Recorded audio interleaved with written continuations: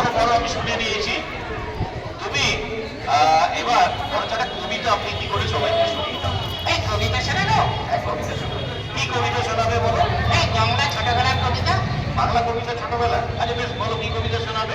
এই হাট কবিতা শোনাই। হাত কবিতা মনে আছে তোমাদের? কার লেখা বলো তো? কবিগুরু রবীন্দ্রনাথ ঠাকুরের হাট কবিতা, তাই তো?